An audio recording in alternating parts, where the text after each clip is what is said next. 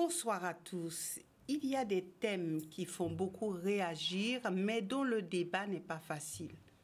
Celui de ce soir en fait partie. Il éclairera de nombreux aspects de notre histoire sur plusieurs générations. Les rapports conflictuels ou de soumission entre deux parties des habitants de notre île ont été au premier plan de notre cheminement pendant plusieurs siècles. Certains diront qu'ils n'ont pas cessé de l'être. Rapport entre envahisseurs et envahis, maîtres et esclaves, colonisateurs et colonisés, protecteurs et protégés, hexagones et régions ultrapériphériques, et j'en passe.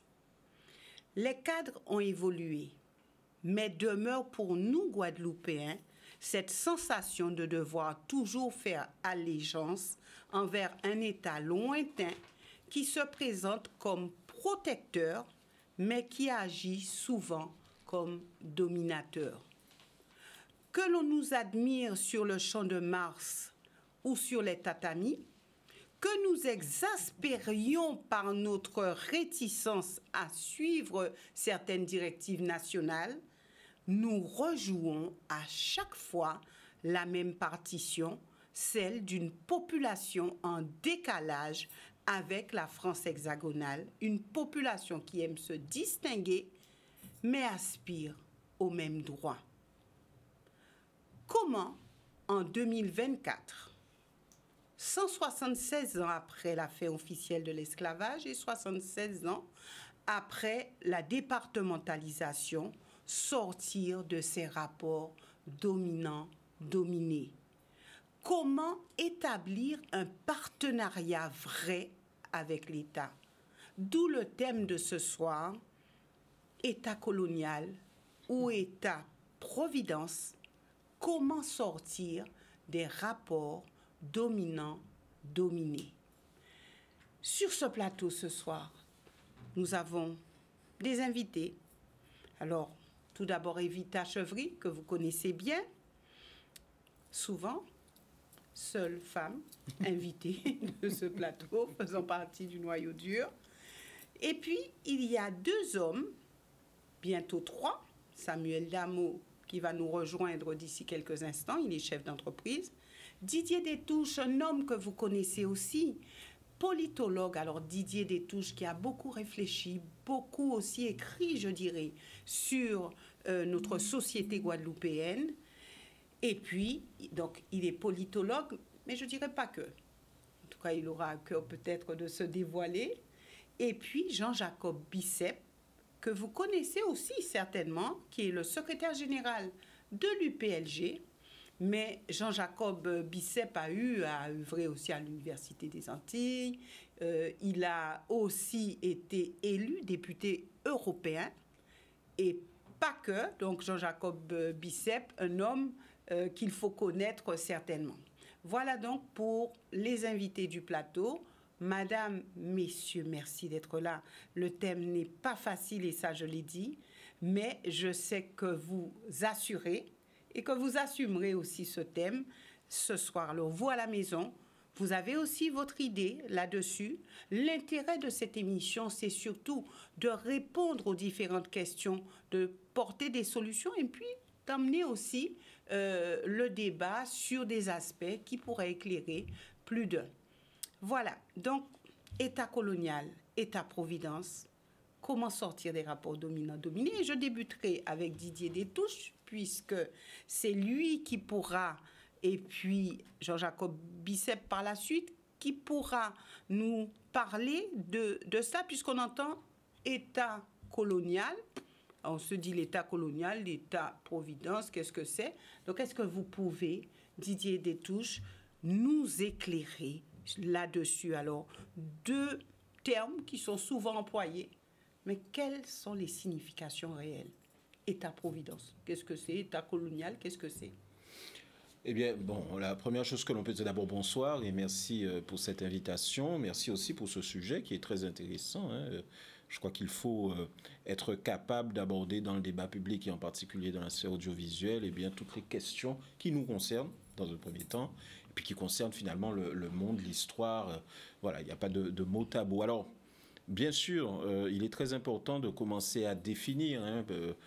Si moi je peux me permettre cet exercice, c'est pour dire que en réalité, l'État d'abord doit être compris comme étant une entité qui a un certain nombre de prérogatives, dont la plupart s'expriment par la puissance publique, mais qui a aussi une responsabilité qui est celle de prendre soin de la cité, de prendre soin en fait de la communauté humaine qui forme la nation, dont l'État est en fait le gardien juridique, le protecteur à la fois juridictionnel et politique, et puis surtout le régulateur à bien des égards avec sa capacité qu'il a à travers le pouvoir exécutif, le pouvoir législatif et le pouvoir judiciaire, eh bien de prendre des normes qui vont permettre à l'économie de se développer, au social d'exister, au sport, aux arts et à la culture, de pouvoir irriguer le champ à la fois de la conscience humaine, mais aussi des activités, des loisirs. Donc, quelques activités comme ça qui tombent sous la coupe de la puissance publique de l'État, parce que l'État est une entité qui a des fonds, de l'argent, un budget, lié aux impôts, aux contributions que paient les citoyens, sous leur version administrée, et qui donc permet d'avoir comme ça une espèce de pot commun collectif qui permet à l'État d'assurer ses missions de service public, mais aussi de garantie des droits. Et c'est le dernier aspect qui est extrêmement important, garantie des droits humains. Droit à se loger, droit à boire de l'eau, avoir de l'eau dans son robinet, dirons-nous, droit à avoir un travail correctement rémunéré, droit à avoir une éducation laïque obligatoire dans le cas de la France, etc., etc. Donc l'État se fonde sur un certain nombre aussi de principes. Et c'est là où les deux propositions que vous faites concernant l'État, en tout cas de qualificatif, sont intéressants parce que l'État-providence est une notion qui a été développée par un certain nombre d'historiens et de sociologues, mais aussi d'économistes, pour définir l'État comme ayant été une entité qui, au fil des décennies, a joué un rôle éminemment important dans la redistribution des richesses et dans une capacité à assurer un certain nombre de droits sociaux, bon, les allocations familiales, la sécurité sociale, mais aussi les subventions de tout un certain nombre d'activités économiques, notamment de mise en place d'entreprises, avec aussi une version locale, puisque les collectivités locales, régions, départements, communes agissent bien souvent sans qu'on le dise comme ça, parce qu'on est dans la décentralisation, mais agissent par une sorte de délégation de l'État pour redistribuer des fonds publics qu'eux-mêmes ont reçus donc de l'État. Donc, l'État-providence est presque une exception culturelle française dans la mesure où, oui, l'État français a été un État qui, au gré des aléas et conjonctures de l'histoire, s'est engagé assez profondément dans la voie d'un soutien financier aux plus démunis et dans la voie plus ou moins affirmée selon les gouvernements de droite ou de gauche, eh bien dans la voie d'un soutien à l'établissement d'une sorte de justice sociale. Bon. On va développer un peu plus tout à l'heure parce qu'il y a plusieurs visions de l'État-providence. Oui. Il y a des historiens qui disent que l'État n'a jamais été providence, il a été gendarme, donc très policier, axé sur l'ordre public, le maintien de l'ordre public. D'autres disent que c'est les deux, et puis d'autres vous disent que ça dépend des époques. Mais en gros, on a quand même effectivement en France un État qui, a un ministère des Affaires sociales, qui a tout un certain nombre d'infrastructures et d'institutions qui sont vouées, qui jouent un rôle, qui sont donc voués à permettre une certaine régulation des phénomènes de pauvreté, des phénomènes de précarité, etc. Et d'éradication aussi. Et puis il y a l'État colonial. Alors, l'État colonial est une qualification encore plus générale et générique parce qu'il y a eu des nations qui ont été des nations colonisatrices et dont le pouvoir politique en place, l'État, qu'il soit monarchique, qu'il soit impérial, qu'il soit républicain, pour la France, eh bien, a ouvertement eu une politique de développement colonial. Donc par de soutien à des colons, par des distributions de terres, par des concessions d'exploitation à l'époque des plantations notamment, par également l'indemnité coloniale aux colons quand ils ont vécu pour eux durement l'abolition de l'esclavage, notamment à Saint-Domingue. Eh bien, il y a eu, et puis l'indépendance d'Haïti aussi, la guerre d'Haïti, il y a eu un État qui s'est montré clairement du côté des colons et des colonisateurs.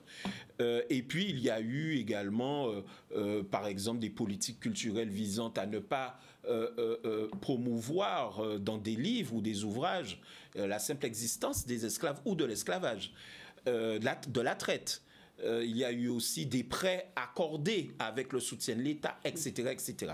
Et donc, aujourd'hui, dans une époque qui est post-coloniale, puisqu'on a eu la décolonisation et qu'on a eu en fait des politiques visant à dépasser ce cadre colonial, mais aussi des mouvements identitaires qui ont pris naissance dans les anciennes colonies et qui ont eu pour but de mettre sous la lumière, sous le feu des projecteurs, le rôle de l'État et bien sûr le rôle extrêmement négatif de la colonisation. Eh bien, on a eu une espèce de déni dans la parole publique de reconnaissance de ces faits. Et puis, on est entré en France, dans une autre logique où on a eu des politiques mémorielles visant à petit permettre une certaine reconnaissance sans trop de responsabilité du phénomène colonial et du rôle qu'a pu jouer l'État ça et là. On a aussi, concurremment, j'ouvre une petite parenthèse, des institutions comme l'Église qui sont en train de reconnaître justement le rôle au sein du phénomène de la colonisation et de l'esclavage. Mais quand on sait le rôle qu'a joué l'Église auprès de l'État jusqu'à 1905, jusqu'à la loi de séparation de l'Église et de l'État, on peut comprendre que, bien évidemment, toute une partie de l'État était de fait avec l'Église, notamment dans une logique coloniale. Et la logique coloniale, enfin, impose un rapport de dominant à dominé, de domination à victime de la domination, que l'on peut voir à travers des politiques publiques qui ont été menées à travers l'histoire, des formes d'éducation qui nient la diversité au sein de la République française, et puis également dans le cadre d'une certaine omerta publique sur tout un certain nombre de faits parfois scientifiques révélés et qui sont mises un peu sous cloche. Je pense notamment à cette époque de la guerre 40-45, Seconde Guerre mondiale, mais aussi surtout de l'époque de la décolonisation et de l'époque qu'on a appelée époque Focard en Afrique.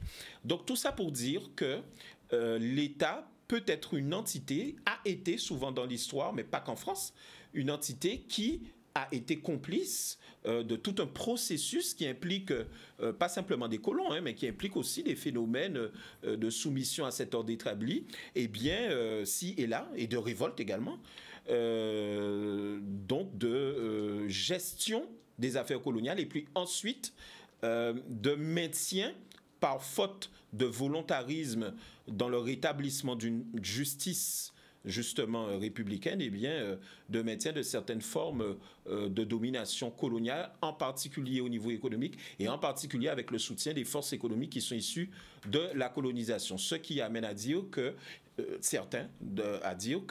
l'État il est toujours colonial et que les Antilles et singulièrement la Guadeloupe sont toujours une colonie, même s'ils bénéficient des subsides de l'État-providence.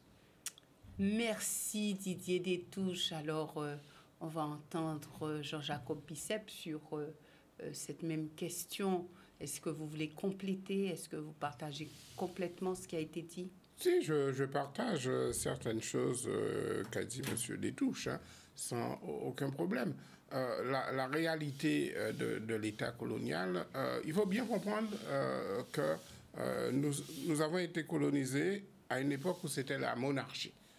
On est passé par l'Empire, on est revenu à la République, on a connu la période de l'occupation nazie et on est revenu à la Ve République. Mais notre situation n'a jamais changé. C'est-à-dire que les formes de l'État ont changé en France, République, Empire, le régime de Vichy, à chaque fois, les formes de l'État ont changé en France sans que notre condition à nous ne change. Nous sommes toujours demeurés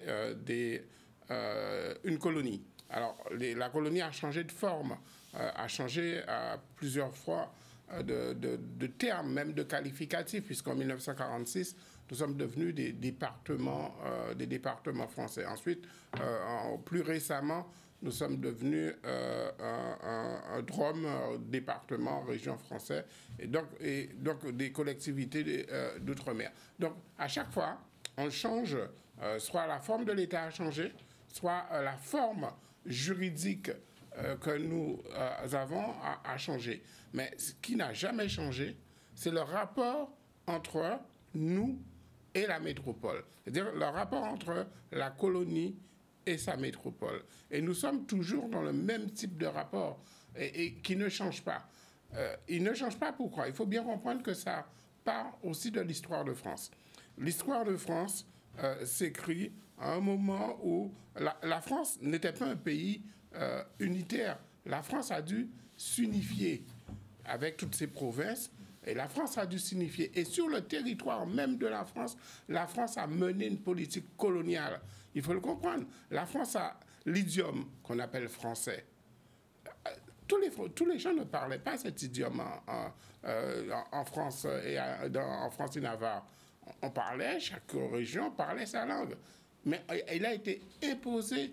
Et il a été imposé aussi à partir de la Troisième République avec ces fameux hussards noirs qui ont imposé une certaine vision de la République. Et c'est ça.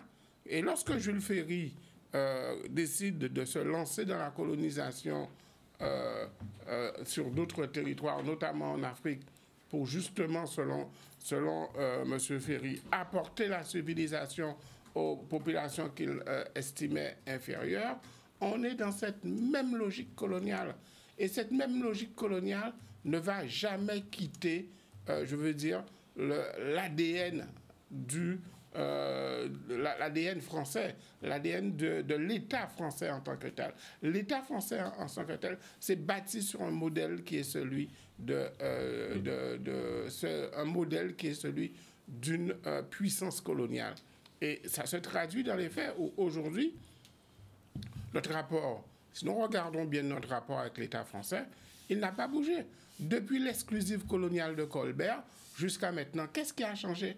Qu'est-ce qui a radicalement changé? Nous sommes toujours dans un modèle économique agro-exportateur. Est-ce que ça a changé? Non, ça n'a pas changé.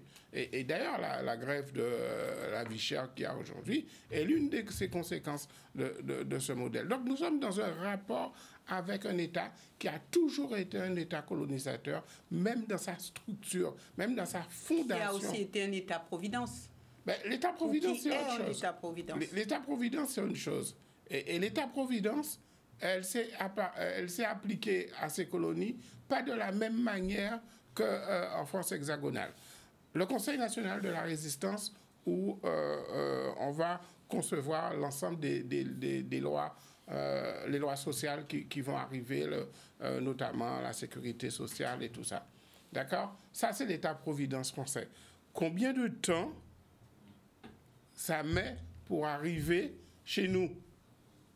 Il a fallu, il y a jusqu'à 2000, la loi pour l'égalité de M. Lurel, l'égalité réelle, et on n'a toujours pas cette égalité réelle en vérité, près de 70 ans après la départementalisation. Donc même l'État-providence, quand elle était dans la distribution et de la redistribution de la richesse nationale, nous étions à part.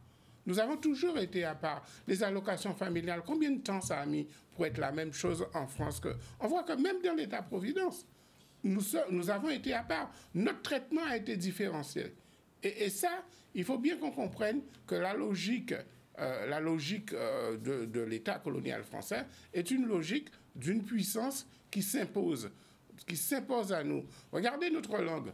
Notre langue, il y a une disposition dans la Constitution qui dit que la seule langue de la République, c'est le français. Alors que dans tous les pays aux alentours, on voit que les autres pays, par exemple, les Canaries, ils peuvent parler leur langue. Ils ont des pays qui sont sous domination portugaise, qui sont sur domination anglaise, ils peuvent avoir leur propre langue dans la Constitution française, parce qu'il faut comprendre pourquoi la France est un État unitaire, centralisé, jacobin, et qui s'impose. Il s'impose dans ses colonies parce que c'est l'assimilation. La politique de la France, c'est la politique assimilationniste, et on reviendra dessus, parce que cette politique assimilationniste est responsable de la situation aujourd'hui en Guadeloupe. Merci. Evita. Oui. Alors, on vient de débattre très longuement de la question de l'État colonial. Et c'est vrai, d'ailleurs, qu'il faut dire État colonial français, puisque il y a d'autres formes de colonisation que celle de la France. Alors, moi, je voudrais surtout, indépendamment de tout ce qui est dit sur l'État colonial, d'ailleurs, il y a un livre très intéressant qui s'appelle « La République coloniale », qui explique que, justement, quand on devient département, la France, voilà, la France fournit aux gens que nous sommes les valeurs dites universelles, et en même temps, pour ses intérêts coloniaux, elle se repose sur une catégorie très précise de la population, ce qui a entraîné évidemment la hiérarchisation par la race. Je pense qu'il ne faut pas oublier ça. Et donc, il y a une contradiction entre les valeurs universelles et le fait qu'on favorise, sur le plan économique ou autre, une catégorie très précise de la population qui ressemble aux Français. Ça, c'est un premier point que je voulais juste soulever, puisque très longuement, on a parlé déjà de l'État colonial. Alors, évidemment, elle impose ses valeurs, on sait comment ça se passe. En fait, elle va dans un pays où il y a des habitants, des premiers peuples autochtones, et elle dit, je m'y trouve bien, et comme je m'y trouve bien, je m'installe, et comme je m'installe, je suis chez moi. Donc, voilà la colonisation. C'est aussi simple que ça? C'est de toute façon caricaturale de dire justement, c'est ça. Je suis chez moi parce que j'y habite. Donc, moi, je voudrais surtout insister sur l'État-providence. Pourquoi je veux insister? Parce qu'il y a un présupposé qu'il y aurait un État colonial et en face un État-providence. Non. Moi, je pense que, justement, dans le système français, c'est la meilleure façon de coloniser, c'est par l'État-providence. Pourquoi? Parce que, en fait, dans la réalité, l'État, c'est quoi? L'État-providence. Providence, c'est quoi? C'est celui qui sauve. Il me sauve de quoi? De ma sauvagerie, de mon manque de curiosité dans le monde, du manque de valeur, etc. C'est ça, l'État-providence. Et je distribue. Parce que la providence, justement, il y a quelque chose de divin dans la providence. Donc, voilà, je distribue des richesses et, comment dirais-je, donc d'ailleurs, je te surprends tout le temps parce que je t'apporte un certain nombre d'éléments que tu n'avais pas et je te dis, voilà, je suis prêt à te donner ça. Mais c'était quoi? C'est une stratégie. C'est une stratégie pourquoi? C'est pour mieux m'enfermer, mieux m'éloigner de l'émancipation et en fait me faire aimer ma cage. Faire en sorte que quand je chante dans la cage, je ne chante plus comme l'oiseau la liberté, mais je chante la beauté des barreaux ou du monde que je vois à travers les barreaux. Donc l'État-providence, c'est une stratégie diabolique. Pourquoi je dis qu'elle est diabolique ? Parce qu'en fait, ça fait rire, mais c'est vrai, je dis qu'il n'y a rien de plus diabolique que lorsque le colonial se veut être la providence. Parce qu'en réalité, la première ruse du diable, c'est quoi? C'est en fait nier sa propre existence. Pour permettre au diable de pouvoir justement créer son champ d'action en toute liberté puisqu'il n'existe pas. Et en fait, la réalité, c'est que l'État-providence fait en sorte qu'on ignore la stratégie. Et on ne voit plus que justement cet État-providence. Et la réalité qu'on trouve dans nos pays qui ont subi et qui subissent encore ce système, c'est que d'abord, incontestablement, ils ont créé la hiérarchie. La hiérarchie par rapport à l'autorité. L'autorité fait croître. La hiérarchie, c'est autre chose. La hiérarchie est quasiment d'ordre irrationnel. Et en fait, celui qui a la hiérarchie, tout naturellement, du fait de l'histoire de l'esclavage, on est malheureusement obligé d'en parler encore. Et je tiens à dire qu'avant de parler, avant le mot État colonial, avant le mot État-providence, on devrait dire déjà État esclavagiste. Parce que ça s'est fait comme ça, chronologiquement. Esclave, ensuite colonisé, et ensuite notre situation actuelle. Et l'État esclavagiste, d'ailleurs, il faut le dire que dans le procès des réparations, que Jean-Jacob connaît bien d'ailleurs, puisqu'il a fait partie, son mouvement a fait partie de ceux qui soutiennent ces procès de réparation, incontestablement, au début, les magistrats français disaient l'État et la France n'est pas un État n'a pas été un État esclavagiste. Maintenant, ils ont fini par le connaître. Donc, tout ça pour dire que la hiérarchie qui est fondatrice, en fait, du système fait que on se dit, voilà, c'est tout un monde qui est créé je suis, parce que je viens d'ailleurs, j'arrive, j'ai à côté de moi ceux qui me ressemblent et qui gouvernent, c'est-à-dire tous les lobbies, etc. Eh bien, je peux vous dire qu'en réalité, c'est un monde dont, effectivement, les Noirs ont été très longtemps exclus et c'est encore imprimé profondément dans le corps et l'âme des Antillais, des Guadeloupéens, des Martiniquais. Donc, tout ça pour dire que État-providence, c'est un énorme piège. Il n'y a pas d'État-providence puisque, par principe, les donations, les distributions sont en stratégie. Merci, Samuel. Alors, c'est bien qu'on puisse vous entendre tous sur ça, État colonial, État-providence. Alors, Samuel qui est avec nous. C'est le tour de plateau du début. Le tour de plateau du début la question principale est État colonial, État-providence. Alors, comment on définit? Voilà, je prends un peu la fin de ce qu'elle a dit. C'est le même État, forcément, c'est le même État. Oui. J'ai envie de dire, on a affaire à des concurrents.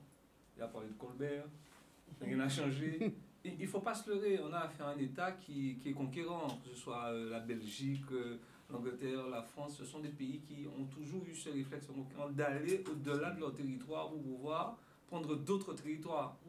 Et parfois, ils s'échangeaient entre eux des territoires parce qu'il y avait des territoires qui étaient plus, entre parenthèses, rentables économiquement que d'autres. Donc là, rien n'a changé sous le soleil. Ces mêmes États-là ont justement toujours établi leur puissance un peu partout où ils sont passés. Mais est-ce qu'on peut leur reprocher ça? J'ai presque envie de dire, alors Evita disait que c'était diabolique. Je veux dire, c'est humain. Lorsqu'on a le pouvoir, lorsqu'on étend son pouvoir sur quelqu'un, sur quelque chose, on a tendance à vouloir garder le pouvoir. C'est la moindre des choses, j'ai envie de dire. Et aller plus loin. Maintenant... C'est la méthode. C'est la méthode, oui, la méthode est diabolique. Et donc, ce sont des gens qui se sont toujours installés quelque part et qui ont pris position, on le voit, parfois de manière presque arrogante. Et mon souci est que nous savons ça aujourd'hui. Nous le savons puisque c'est un état de fait. Ça ne va pas changer. L'État-providence, avant, c'est vrai que l'État devient quelque part plus austérité que providence parce qu'avant, il y avait quelques sous dans les caisses de l'État. Aujourd'hui, les sous se sont raréfiés. On a bien vu que l'Élysée a été tensé par la Cour des comptes. Parce qu'il passe de 21 millions, de 13 millions de fonctionnement à 21 millions. C'est énorme. Mais dans le même temps, ce même État nous demande de faire des économies, de ne pas, pour ceux qui sont sur le chauffage et surtout. Donc on nous prêche quelque chose qui ne fonctionne pas. Maintenant, est-ce que le peuple, est-ce que nous sommes nous, lorsque nous entendons ça, est-ce qu'on peut demander à la France de réparer ce qui nous arrive? On ne peut pas demander à un pays qui a fait quelque chose de réparer ça, on ne peut pas. Même l'Église, on a entendu l'Église le dire aujourd'hui, l'Église s'est excusée d'avoir contribué tout ça, ce sont des stratégies. Ce sont des stratégies, mais personne dans cette affaire-là, je pense que seules les personnes qui subissent ces situations-là peuvent réparer, peuvent se réparer. Vous ne pouvez pas demander à quelqu'un de vous réparer, ce n'est pas vrai. La personne n'aura aucun intérêt à vous réparer, puisque les choses fonctionnent. Regardez ce qui se passe en Martinique. J'ai vu qu'il y avait un protocole d'accord qui avait été signé. Lorsqu'on regarde le contenu du protocole d'accord, c'est juste une blague. C'est-à-dire, on revient en 2009, rien n'a été fait de plus. Des familles de produits, on a donné... Les gens se sont focalisés. Moi, ce qui m'a toujours, dans ce conflit-là, qui m'a vraiment étonné, c'est comment on peut se focaliser dans un conflit comme celui-là, la vie chère, sur les produits alimentaires. C'est-à-dire, les produits alimentaires ont pris toute la place dans le débat. Oui. Alors que ce n'est pas seulement ça, parce qu'on a tout plus cher ici, les pièces automobiles, enfin tout est plus cher en Guadeloupe. Donc, en fait, quelque part, c'est comme si on mettait à l'aise les acteurs, même ceux-là même, qui est à l'origine. Voilà. Voilà. Donc, ça va pas. On sait que c'est des gens qui ont des stratégies. Rien n'a changé depuis 2009. Donc aujourd'hui, qu'est-ce que nous... Moi, ce qui m'intéresse, c'est une fois que nous savons ça, c'est presque des postulats. Nous avons un État qui est colonial, qui a sa façon de fonctionner, qui à chaque fois nous fait comprendre. Regardez bien, à chaque fois que vous parlez de toute manière, vous avez deux solutions. Enfin, il y a toujours deux possibilités. Ou vous êtes une chambre consulaire, vous êtes un autorisé à parler de la société civile, vous êtes un élu, vous parlez et vous êtes en face des services de l'État. Vous dites aux services de l'État, vous savez, ça ne va pas. Je sais que mon peuple souffre, il va falloir faire quelque chose. L'État ne va jamais vous entendre dans ces cas-là. Mais jamais. Ça n'a jamais fonctionné. Une fois que les gens vont prendre la rue, là, l'État entend. Parce qu'il y a un rapport de force qui est établi. Alors là, quand l'État entend, qu'est-ce que l'État fait? L'État entend, mais réagit tout de suite par la répression. Parce qu'il porte du postulat. Lorsqu'on est maître de la justice, on a établi des lois. Mais lorsqu'on établit des lois, on établit des lois pour soi. Hein. Lorsqu'une société devient moderne, si vous tuez les gens avant avec des baïonnettes et tout ça, mais aujourd'hui, là, on n'est pas à ça. Le monde vous regarde. La France sait qu'elle est regardée par tous les autres pays. Donc, ce sont des choses qui sont... mais la France a tout essayé. Donc, vous allez avoir la répression. Après, il va y avoir la répression financière. À un moment, on a essayé tous les syndicats se voyaient. Lorsque vous aviez... On vous donnait des... Comment ça s'appelle encore? Lorsqu'on te donne... on te dit à partir d'aujourd'hui, des contraintes. Voilà. Vous bloquez un centre commercial. Ben, on va vous dire, ça va être 500 € par jour. Ah ouais, astreinte. Une astreinte, voilà. Donc ces astreintes-là, je peux vous dire, ça dégoûtait plus d'un. Vous pouvez pas, vous êtes un travailleur, on vous dit, vous touchez peut-être 1500 €, 1800 € par mois, et on vous dit qu'on va prendre 500 € par jour de blocage, je peux vous dire, vous êtes refroidi tout de suite. L'État a tous les moyens à sa disposition pour pouvoir vous mettre à genoux. Maintenant, est-ce que la question est de jusqu'où nous pouvons souffrir pour obtenir notre liberté? Parce que moi, j'entends, je peux être gêné, vous entendez, je peux être gêné par un conflit social personnellement, mais est-ce que j'ai le droit de me dire que ça ne doit pas exister? Lorsqu'il y a une maladie, vous avez une fièvre ou n'importe quoi, c'est parce que votre corps réagit. La maladie est utile, j'ai envie de dire. C'est ça qui vous permet de... Parfois, le corps se remet en question. Une mobilisation populaire, c'est normal dans un système démocratique. C'est parce que le peuple a mal réagi comme ça. Il n'a pas d'autre moyen de réagir. J'entends les gens dire, souvent, mais ça aussi, ça n'a jamais changé. On n'a pas le droit de faire ça. Oui, mais ce sont ceux-là même qui sont peut-être plus à l'aise économiquement qui peuvent avoir ce discours-là. Mais lorsque vous n'avez plus rien à perdre, vous prenez la rue. Et là, à ce moment-là, il faut vous entendre autrement. Donc, je pense que tout le monde a intérêt à se redire. D'ailleurs, même ceux-là, même nous, qui sommes les sujets qui subissent un certain nombre de choses, nous n'avons pas le droit de ne pas vouloir changer les choses. Même si nous savons pertinemment que ce qui en découle, c'est parce que nous avons connu une période d'esclavage. Une fois que nous avons dit ça, il faut que nous apprenions à passer à l'autre étape. Quand je vois que le préfet dit on va mettre 2 millions pour soutenir l'agriculture en Martinique. Enfin, il a dit en Martinique, il n'a pas dit dans les DOM, il a dit en Martinique. Alors, comment ça se traduit en Guadeloupe? 2 millions parce que ça va être 69 familles. Donc, on va enlever la TVA, l'autonomie de 69. Mais c'est juste une blague. C'est-à-dire, ces gens-là jouent en permanence et regardent jusqu'où nous sommes capables. Voilà, c'est ça le truc. Problème. Donc, à aucun moment, il va falloir un jour que nous vraiment... On a besoin de prendre notre pays en main. On a besoin d'avoir notre économie en main parce qu'on peut me dire ce qu'on veut. À chaque fois, c'est toujours un problème économique. Vous devez avoir... c'est important d'avoir votre économie en main. Et ça, ce n'est pas en laissant les gens décider qu'ils ne vont pas sur les pâtes, sur les biscottes, sur le riz, on va vous enlever moins 20%. Mais on savait déjà que c'était plus 40. Donc quand on vous enlève moins 20, ça veut dire qu'il y a toujours il y a toujours 20 de plus, 20% de plus. Donc ça n'a pas de sens. Lorsque l'État établit ici en Guadeloupe les 40%, l'État a fait pour ses fonctionnaires, pour ses expats. Donc lorsque l'État a fait ça, l'État savait que ses ressortissants ne pouvaient pas vivre de manière décente en Guadeloupe avec un salaire, le même salaire qu'en France. Donc l'État l'a fait. Donc il se trouve que les Guadeloupéens en ont profité, les fonctionnaires guadeloupéens en ont profité, mais au départ, ce n'est pas un cadeau qui leur a été fait. Ils en ont profité. Non, mais tout... et ils ont fait la grève pour ça. Ils ont oui, mais c'est très longue. C'est une conquête sociale. Ah absolument. Ils ont fait la grève. Ce n'est pas un cadeau. Une très longue grève. Voilà. Mais ils ont fait la grève parce qu'ils estimaient que c'était c'était injuste. C'était injuste. Donc ça allait jusque-là. Donc aujourd'hui, moi, j'ai envie de dire que il va falloir vraiment que nous changions de logiciel, que nous changions de discours, que nous prenions, mais que même si les choses font mal, jusqu'où nous sommes capables d'aller pour obtenir notre liberté de faire, d'entreprendre, de faire un certain nombre de choses ici, chez nous. Didier, après avoir entendu tout cela, que dites-vous? Mais tout ce qui est dit est pertinent, bien évidemment. En particulier le lien entre État-providence et État colonial. Mais bon, alors vous ne prendrez pas ombrage du fait que j'essaie de voir les choses d'une façon assez globale aussi. L'État peut être colonial, il peut être providence, mais il n'est pas que ça. Il peut être, ou il a été aussi autre chose. Comme quoi? L'État a quelquefois été émancipateur, en tout cas pour les Français de l'Hexagone. Il a été émancipateur. Les lois, par exemple, de la Troisième République, sous les grandes libertés, etc. Ça veut dire qu'il peut être autre chose. Je crois que, et là je rebondis sur ce que disait Samuel,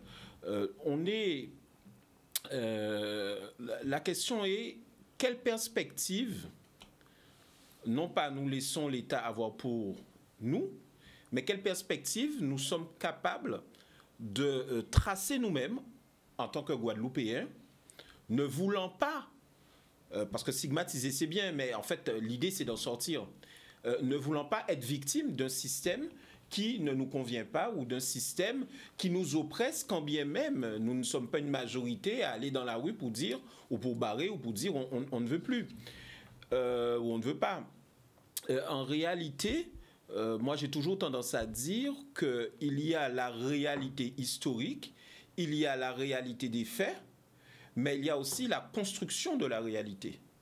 Et est-ce qu'on veut être acteur ou pas acteur? Il me semble qu'il y a tout un certain nombre de questions dont on a déjà débattu ici ou ailleurs, mais qui méritent d'être encore traitées, brassées par la population, notamment, par exemple, celle de vous considérez-vous comme faisant partie d'une population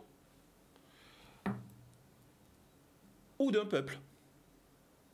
Parce que ça n'est pas la même logique. Et quand on est un peuple, on peut, sous la forme d'une forme de contrat tacite, se considérer comme étant associé à une démarche philosophique, politique, éthique, qui peut être celle de la République, par exemple. Mais on peut aussi considérer que l'on a un avenir autre et que l'on doit passer d'un statut à un autre. Et là, je ne parle pas de statut constitutionnel, forcément, mais d'un statut d'entité, pas dominée, mais un peu bâillonnée ou entravée, à une entité agissante, libre et qui s'émancipe, et non pas qui se fait émanciper. Bon, ça c'est une question philosophique globale, mais c'est une question bien sûr qui doit agiter tous les Guadeloupéens. Pourquoi? Parce qu'il y a une réalité aussi géographique qui s'impose au-delà de tout ce qui est historique, tout ce qui est sociologique, tout ce qui est conflit de race, et puis ensuite conflit ethnique, ensuite domination économique, monopolistique par certains groupes ethniques ou économiques. Tout ça, ce sont des critères, mais ce sont surtout des éléments qui font partie de l'humanité, qui peuvent changer.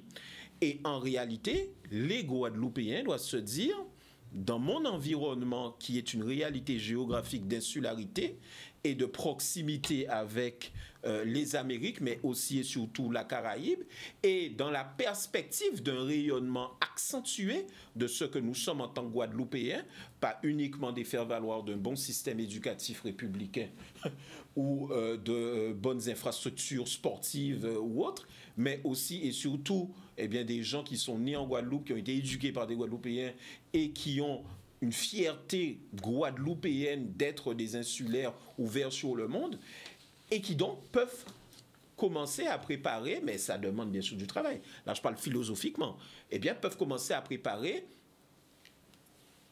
une entrée plus importante dans le domaine économique, une existence peut-être plus sage dans le domaine politique et une existence encore plus flamboyante dans le domaine artistique et sportif, mais tout ça en tant effectivement que Guadeloupéens voulant aller de point A à un point B. Et là, toutes ces notions d'État colonial, d'État-providence ou de je ne sais quoi, ben ça disparaît automatiquement. Parce que vous n'êtes plus dans le curseur de l'autre, du dominant du pouvoir central. Vous n'êtes plus une périphérie ou un outre-mer, un autre au-delà de la mer.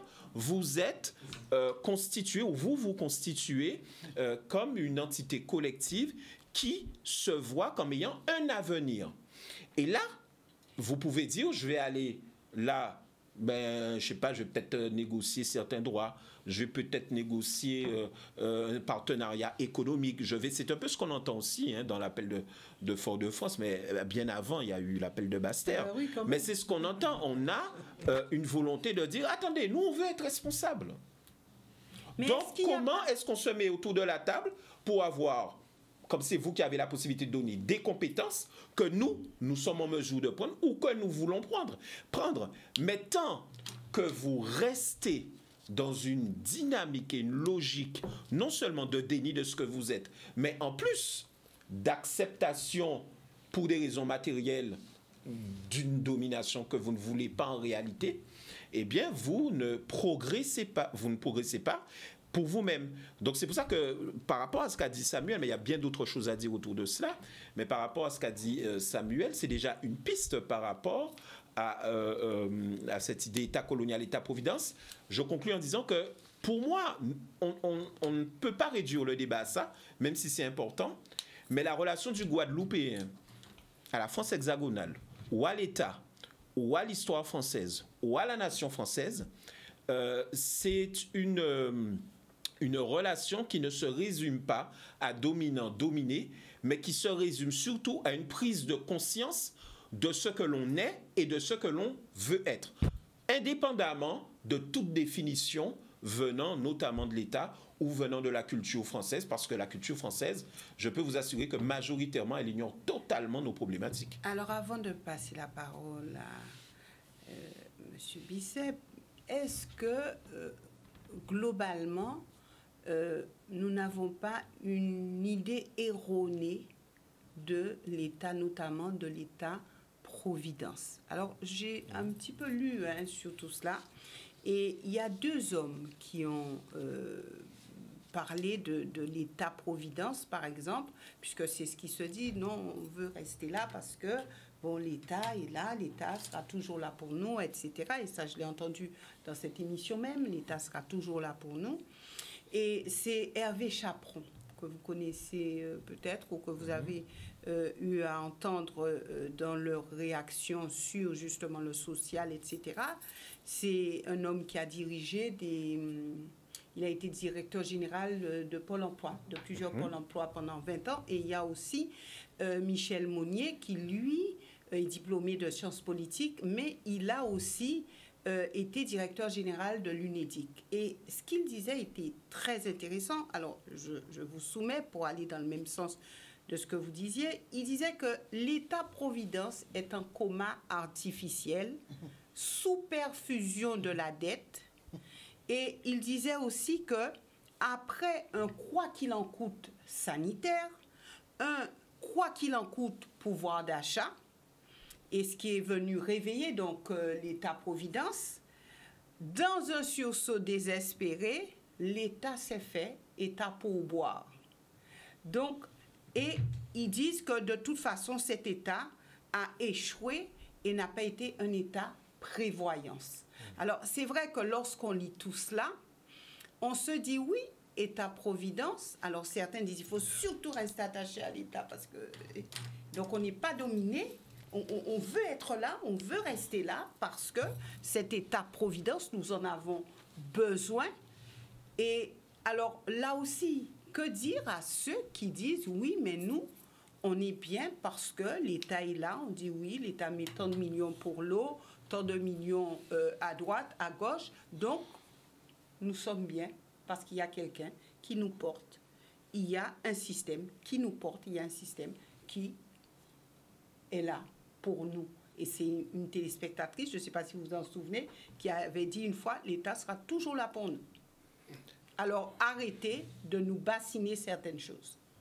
Alors, très rapidement, j'essaie de faire vite, mais l'État, de toute façon, c'est sa fonction. Et si la Guadeloupe, par exemple, était indépendante, de toute façon, elle aurait un État qui distribuerait des subsides. Bon. Alors, après, la question est, est-ce qu'on se résume à de la redistribution ou autre? Moi, je veux bien qu'on dise, bien évidemment, qu'il y a des Guadeloupéens qui touchent des allocations, des Guadeloupéennes, que l'on a droit à tout un certain nombre de subventions, etc. etc. C'est partout pareil en France hexagonale, notamment. Bon, la sociologie de la Guadeloupe est ce qu'elle est. Bien sûr, elle va être dans une situation en termes de sociale plus exigeante que peut-être certains autres départements où le niveau de précarité, le niveau de pauvreté, le niveau de pas focalité, mais de mère en tout cas seule au foyer élevant des enfants, monoparentalité, voilà, excuse-moi, merci plutôt.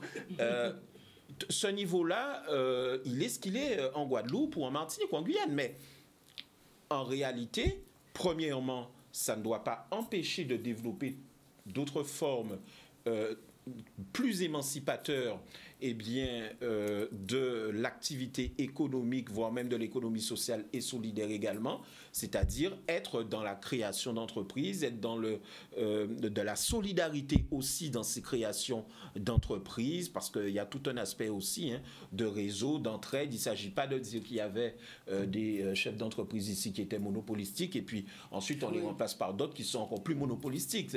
Il faut bien comprendre ça aussi.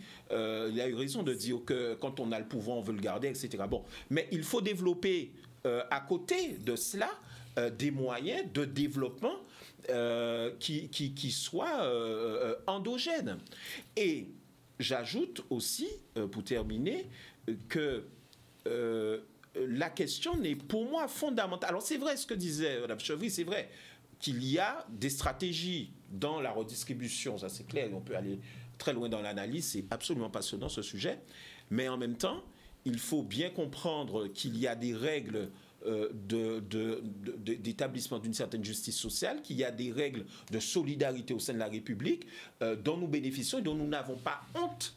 Nous n'avons pas, selon moi, à avoir honte de bénéficier, mais il faut comprendre aussi que c'est pas ce, et là je suis pas d'accord avec la dame en question, c'est pas ce qui fera qu'on va toujours exister, le fait de penser que l'État sera toujours là pour nous, parce que oui, on rentre dans une période d'austérité, et moi je peux vous dire personnellement, je suis plutôt optimiste, mais j'estime que la France, qui ne tient en Europe que parce qu'il y a le niveau élevé du mark allemand, eh bien la France, pour moi, s'apprête à rentrer dans une période de déclin. Et effectivement, on a tout intérêt à rentrer ou est déjà? Non, s'apprête, pas encore. On n'est pas encore vraiment dans un déclin. On est proche des pays de l'Est, mais pour moi, on va bientôt y aller. La Pologne, par exemple, va être un pays qui aura bientôt comment on appelle ça, pas des critères, des éléments de santé économique et de développement aussi d'infrastructures meilleurs que les nôtres. Il faut, comme on dit, Marie, rendre-nous solides parce qu'il n'y a pas de fatalité et nous contribuons, nous, en Guadeloupe, il ne faut jamais l'oublier, État ou pas État, aussi au rayonnement, à l'attractivité, à la prospérité de la France. Donc, voilà, il y a juste à prendre en considération la réalité de ce qu'on est, de ce qu'on peut faire. Donc l'État n'est pas le sauveur de la Guadeloupe. L'État n'a pas vocation à être le sauveur de la Guadeloupe et l'État est réduit à être le sauveur de la Guadeloupe que si on s'achemine toujours vers une culture récurrente de sans l'État, nous pas rien, ou que c'est l'État qui a sauvé nous. Excusez-moi, Voilà. mais est-ce que l'État veut... Est-ce que c'est la préoccupation première de l'État, c'est sauver la Guadeloupe? Moi, je ne suis pas d'accord du tout. Non, mais c'est pas ce qu'on a dit. Hein. Oui, mais je dis bien... Non, je répondais à la question, l'État sauver la Guadeloupe, non. Je dis même qu'il s'en moque, en fait. Comment? Bon. Non, moi, je dis même qu'il s'en moque. Voilà, c'est pas parce qu'il y a un budget outre-mer ou des allocations que la réalité de l'État pour la Guadeloupe et les outre-mer, c'est la géopolitique. Mais voilà, c'est terminé. C'est la zone exclusive économique et c'est le fait de pouvoir garder ça et éventuellement de permettre un certain nombre, c'est une réalité aussi, d'hexagonaux de venir faire un peu de tourisme, de venir faire de la spéculation immobilière. Hein. C'est ça, hein, la Guadeloupe.